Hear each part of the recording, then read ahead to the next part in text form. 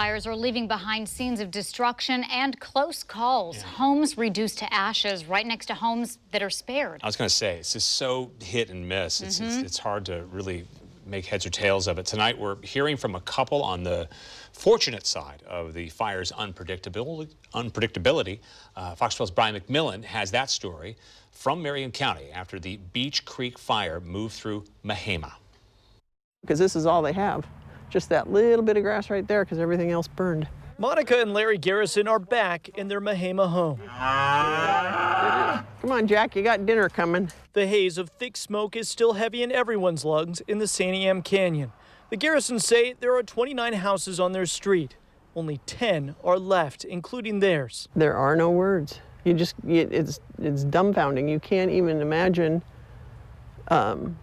why. The Beachy Creek fire took their garage, but miraculously spared their barn and home. Scorched the wire and started the barn.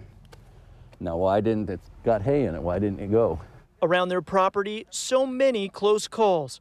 There are scorch marks on the grass all the way up to the house. Then it came right in here. But it's still standing.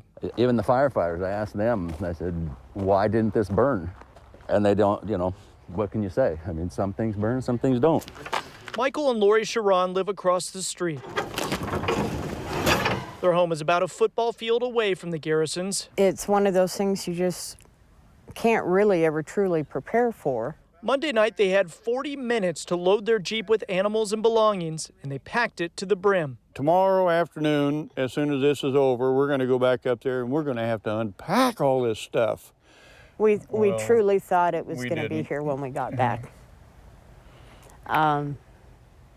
Pretty tough stuff. Their barn and their home are gone. A lot of tears.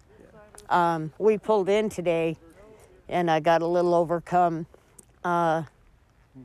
It's hard to absorb it all. You feel guilty, because why does it spare one and take the neighbor right across the road? Both families say it's the community keeping them going. So many acts of kindness from neighbors and strangers.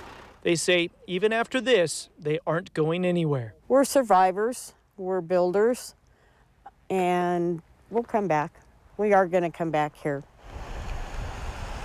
In Mahema, Brian McMillan, Fox 12 Oregon.